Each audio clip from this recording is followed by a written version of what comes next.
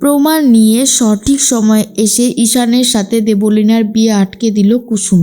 সম্পূর্ণ জানতে ভিডিওটিতে একটি লাইক করে দেখতে থাকো। গল্পের শুরুতেই দেখা যায় কুসুম চেষ্টা করছে যাতে অভিমন্যুবাবুকে কনভিন্স করে অনুশ্রীকে নিয়ে যাওয়া যায়, কিন্তু অনুশ্রী বলে, দেখো কুসুম, যা হবার তা হয়ে গেছে, এখন আর এই সমস্ত কথা বলে কোনো লাভ হবে না, তাই বলছি দয়া করে তুমি ফিরে যাও। এরপর কুসুম বলে, না অনুশ্রী, তোমাকে না নিয়ে আমি যাব না। কেন বুঝতে পারছো না যে তোমাকে খুব ভালোবাসে ঈশান স্যার। একবার যদি ওই দেবলীনা ম্যাডামের সাথে সত্যি সত্যি বিয়েটা হয়ে যায় তাহলে কিন্তু সারাটা জীবন তোমাকে আফসোস করেই কাটাতে হবে। এখনও সময় আছে, তোমার অসুবিধা কি হচ্ছে আমাকে বলো না। অভিমন্যুবাবুর সাথে কুসুম নিজে কথা বলে আর বলে, দেবীমা আপনাকে এখনও সেই আগের মতোই শ্রদ্ধা করে, ভালোবাসে, আপনার এই গ্রামকেও সে খুবই ভালোবাসে।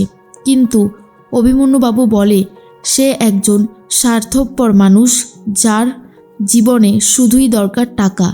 আজকে টাকার জন্যই ও এখান থেকে চলে গেছে, আর ভালোই তো আছে, কি দরকার ঝামেলা বাড়ানোর, সেটাই তো আমি বুঝে উঠতে পারি না। কুসুম বলে, আপনি কেন বুঝতে পারছেন না, আমি সবটা আপনাকে বুঝিয়ে বলছি। এরপর কুসুম বলে দেয় দেবীমা কি কি করেছে, আর বলে, দেবীমা আপনার জন্য অনেক কিছু করেছে, সেটা আমি খুব ভালো মতন জানি। সেই হিসেবেই বলতে শুরু করে যে অনুশ্রীর মা যখন মারা যায় বিনা চিকিৎসায় মারা গিয়েছিল, আর সেটা দেখার পরে অভিমন্যুবাবু থেকে শুরু করে ইন্দ্রাণী গাঙ্গুলি পর্যন্ত একেবারে দুঃখে শেষ হয়ে যাচ্ছিল। তাই ইন্দ্রাণী গাঙ্গুলি ঠিক করে এরপর থেকে আর বিনা চিকিৎসায় কেউ মারা যাবে না, অন্তত চিকিৎসাটা হবে, স্বাস্থ্যকেন্দ্র হবে। আর সেই জন্যই সব কিছু বেচে দিয়ে তারা চলে গিয়েছিল শহরে, নতুন করে সব কিছু শুরু করেছিল। এরপরেই অভিমন্যুবাবু বলে, থামো, এই গ্রামে আমি সবার কাছে হাত পেতে স্কুল তৈরি করেছি, আমি সবার কাছে হাত পেতে একটা স্বাস্থ্যকেন্দ্র তৈরি করেছি, আর তুমি বলছো তোমার দেবীমা সব কিছু করেছে। এরপরেই কুসুম বলে, আপনাকে একটা ফাউন্ডেশন থেকে টাকা পাঠানো হয়। কোন ফাউন্ডেশন সেটা কি আপনি জানেন? ARC foundation. আর তার নাম কি জানেন? অভিমন্যু রায়চৌধুরী ফাউন্ডেশন। আর সেই ফাউন্ডেশনটা চালায় আমার দেবীমা, যাতে এই গ্রামের মানুষগুলো একটু চিকিৎসা করতে পারে বিনা খরচায়। আর এই সব শোনার পরে পুরোপুরি অবাক হয়ে যায় অভিমন্যুবাবু, কারণ সে এই সব কিছুই জানতো না, কুসুমের মারফতে সব কিছু জানতে পারে। এর মধ্যেই দেখা যায় দেবলীনা ঠিক করে রসানকে বাঁচতে দেবে না। রসান যখনই আয়ুষের কথা মতো প্রমাণ নিয়ে যাচ্ছিল ইন্দ্রাণী গাঙ্গুলির বাড়িতে, তখনই গুন্ডাদের একটা গাড়ি এসে রসানকে এমনভাবে ধাক্কা মারে যে রসান রাস্তাতে মুখ থুবড়ে পড়ে যায় আর সাথে সাথেই শেষ হয়ে যায়। গুন্ডাগুলো দেবলীনাকে ফোন করে বলে দেয় কাজ হয়ে গেছে। দেবলীনা তখন বলে, বাহ, খুব ভালো কথা, এখন পরবর্তী কাজটা ঝটপট করে ফেলো, তাহলেই একেবারে দফা রফা হয়ে যাবে। কুসুম বলে যে মেয়েটার ছবি আমি পাঠিয়েছি তাকে যেভাবেই হোক তুলে নাও।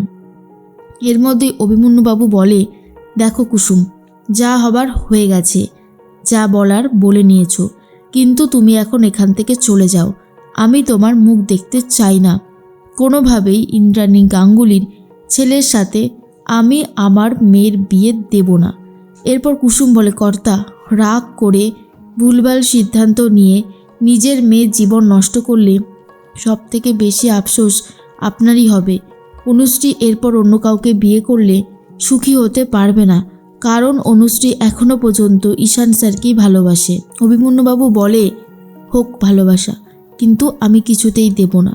এদিকে দেখা যায় আয়ুষ অনেকক্ষণ থেকে ফোন করতে থাকে আর জানার চেষ্টা করে রসান কোথায়, কিন্তু রসান কোনোভাবেই ফোন ধরছে না। আর এটা দেখার পরেই সন্দেহ বাড়তে থাকে আয়ুষের, আর ভাবে কি হলো হঠাৎ করে, ও আবার ডাবল ক্রস করবে না তো আমাকে। এরপর রাস্তায় একজন এসে ফোনটা ধরে আর বলে, আপনি যাকে ফোন করছেন সে অ্যাক্সিডেন্টে একটু আগেই শেষ হয়ে গেছে। আর এটা শোনার পর আয়ুষ ভাবে, কি করব আমি এখন, আমার কাছে তো কোনো প্রমাণই নেই, কি করে আমি ঈশানের বিয়েটা আটকাবো?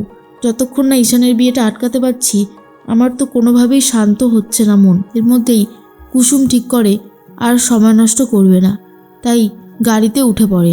এরপর ড্রাইভার বলে, ম্যাডাম বাড়ির দিকে যাব তো? কুসুম বলে, হ্যাঁ বাড়ির দিকে চলো। এরপরেই দেখা যায় ইন্দ্রাণী গাঙ্গুলি বিয়ের মণ্ডপে বসে আছে আর বলে, আমার সেই ছোট্ট ঈশানের আজ বিয়ে হতে চলেছে। সত্যি সবটাই যেন কেমন স্বপ্ন বলে মনে হচ্ছে। দেবলীনা ভাবে, একজনকে তো চিরতরে শেষ করেছি, আর একজন বাকি, তাকে শেষ করতে পারলেই পুরো চ্যাপ্টারটা ক্লোজ হয়ে যাবে। অনেকবার বেড়েছিলে কুসুম, এবার দেখো কেমন লাগে। এর মধ্যেই ঈশানের সাথে দেবলীনার বিয়ের তোড়জোড় শুরু হয়। দেবলীনাকে পিঁড়িতে করে নিয়ে যাওয়া হচ্ছে বিয়ের মণ্ডপে। তখন ঈশান ভাবে, জাদুকর তো আমাকে কথা দিয়েছিল, তবে কি সেই কথা জাদুকর রাখতে পারবে না? এরপর কুসুমের বাবা কুসুমকে ফোন করে আর বলে, হ্যাঁ রে, তুই কোথায় গেছিস বলতো? তোকে তো আমি এখনও খুঁজে পেলাম না বিয়ের মণ্ডপে। কুসুম বলে, বাবা আমাকে ছোট স্যার একটা কাজের জন্য পাঠিয়েছে, আর সেই জন্য আমি কাজটা করতে এসেছি। তুমি আমাকে একটা কথা বলো তো, ঈশান স্যারের সাথে কি দেবলীনা ম্যাডামের বিয়েটা হয়ে গেছে? তখনই কুসুমের বাবা বলে, না এখনও হয়নি। কিন্তু কেন এই কথা হঠাৎ করে জিজ্ঞেস করছিস কেন? কুসুম বলে, না এমনি। চিন্তা করো না, আমি এক্ষুনি চলে আসব। এরপরে হঠাৎ করে রাস্তাটা আটকে দিয়েছে গুন্ডারা।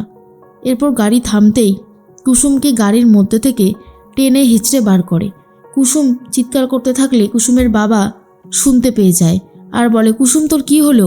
কুসুম বুঝতে পারে যে তার বাবা শুনতে পাচ্ছে, তাই আরও জোরে বলে, গুন্ডারা আমাকে কিডন্যাপ করছে। এর মধ্যে আয়ুষ ভাবে, এতটা সময় হয়ে গেল এখনও কুসুম আসলো না, কি করব আমি এখন কিছুই বুঝে উঠতে পারছি না। এদিকে ঈশানের বিয়েটাও তো আটকাতে হবে। তার মধ্যেই গুন্ডাগুলো কুসুমকে নিয়ে গিয়ে একটা ডেরার মধ্যে আটকে রাখে। এরপর আয়ুষকে ফোন করে কুসুমের বাবা আর বলে, আয়ুষ বাবা সর্বনাশ হয়ে গেছে, কুসুমকে গুন্ডারা কিডন্যাপ করেছে। আর এটা শোনার পরে আয়ুষ তো নিজেও পুরো চমকে যায় আর বলে, কি বলছেন কি? দাঁড়ান আমি দেখছি কিছু ব্যবস্থা করতে পারি কি না। এরপর কুসুমকে ছাড়ানো থেকে শুরু করে ঈশানের বিয়ে আটকানো সব কিছুই নিজের দায়িত্বে নিয়ে নেয় আয়ুষ। একা হাতে সমস্ত দায়িত্ব পালন করার চেষ্টা করে যাতে দুই পক্ষই সব কিছু ঠিক সামলাতে পারে। এর মধ্যেই ঈশান আর দেবলীনার শুভদৃষ্টি হওয়ার আগেই চলে আসে আয়ুষ আর বলে, দাঁড়াও, এই বিয়ে হবে না। আর এটা শোনার পর সবাই রীতিমতো অবাক। দেবলীনাও চমকে যায় আর কুসুম এসে বলে, কেন হবে না তার প্রমাণ আমি দেখিয়ে দিচ্ছি।